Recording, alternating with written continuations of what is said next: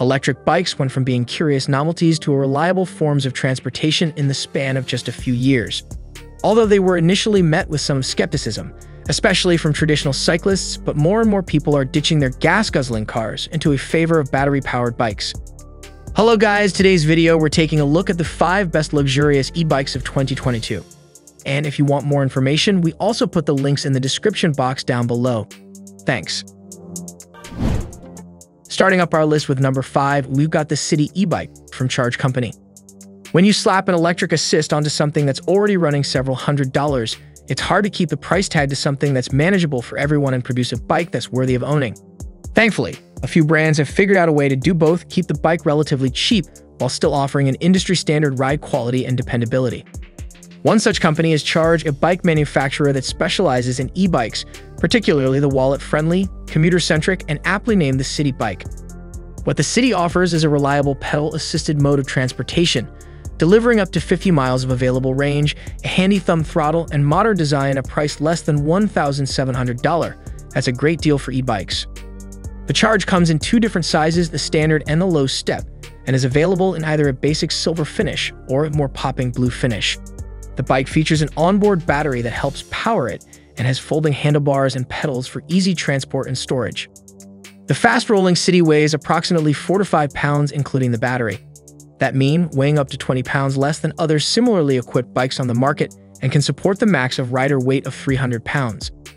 The bike comes with a sturdy racks that let you take along your laptop, lunch, gym gear, or whatever else you need for the day, the bright front and rear lights to light the way for commuting at night, long-range batteries, full-length fenders, durable tires, and more. What sets the bike apart is that even with a price that undercuts much of its competition, it still offers a similar ride experience to its peers.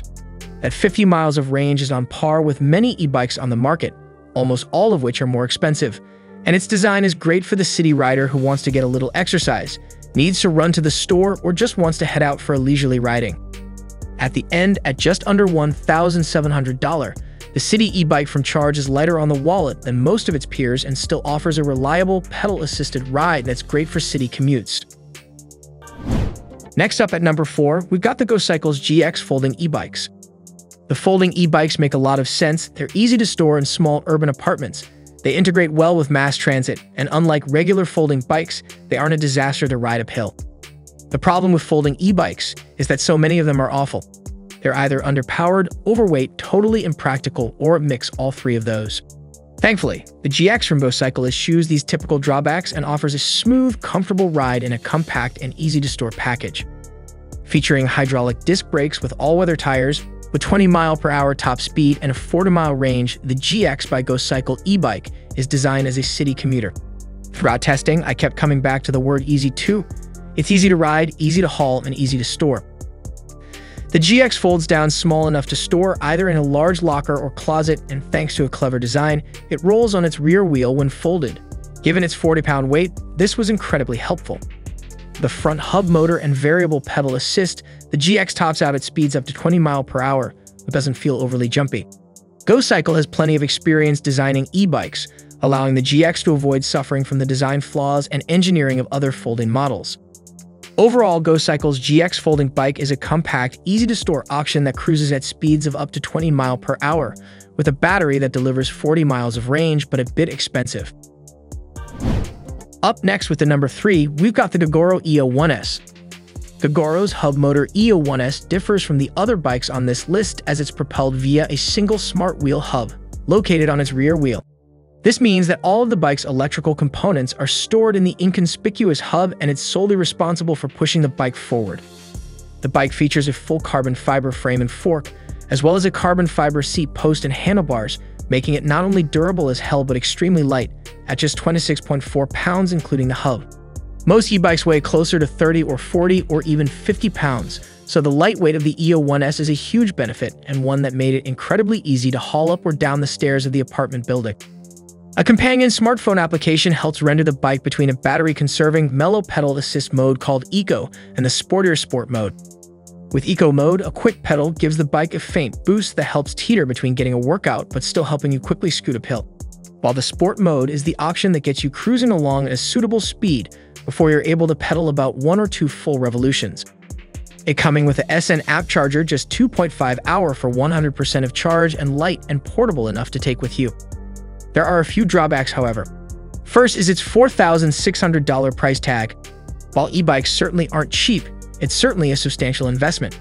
The other nitpick was that whenever the bike cruises at a speed over 25 miles per hour, the hub's assistance turns off and won't kick on again until the bike slows down to less than 7 miles per hour.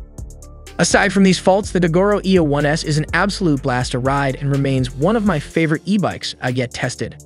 It's finished in a gorgeous matte white finish, it's incredibly smooth to ride, and its lightweight makes it easy to haul while also allowing it to not feel like you're pedaling a tank when the hub turns off. It's a hefty investment, but if you live in an area where a bike serves as your main source of transportation, it's worth the splurge. At the number 2, we've got the Delfast Top 3.0. Calling the Top 3.0 from Delfest an electric bike is somewhat of a stretch. While it technically is one, it does have pedals. After all, it feels and rides much more like a souped-down dirt bike. In other words, it feels much more at home ripping through off-road trails with its throttle assist than it does leisurely pedaling it around a park. But don't get the wrong idea, you aren't going to be spending $6,500 for something as off-road capable as the Top 3.0 just so you can ride it to the store or run errands. Something as hefty, fast, and honestly over the top as this is best used for what it's actually designed for, like riding rough terrain and treating it more like a dirt bike than an e-bike. It does want the Top 3.0 to be seen as a city electric bike, but it's clear after stepping foot on this thing that's just not its best use case.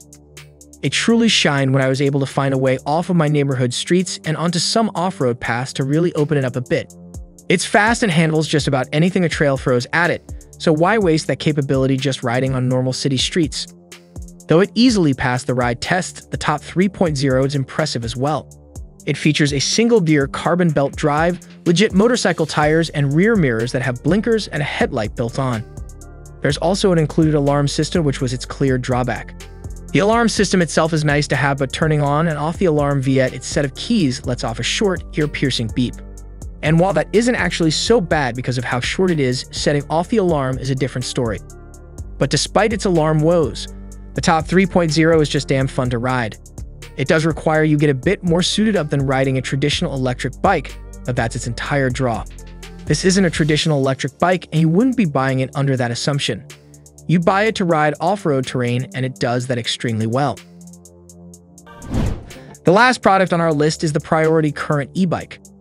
It's a mid-drive commuter built with practicality in mind, thanks to wide, grippy tires and hydraulic disc brakes.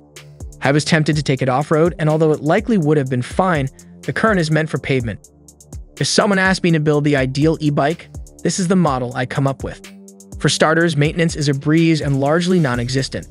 Thanks to low-maintenance hydraulic disc brakes, the clever use of internal gears, which takes away a derailleur, and a grease-free carbon belt drive, there's little else to go wrong other than a potential flat tire.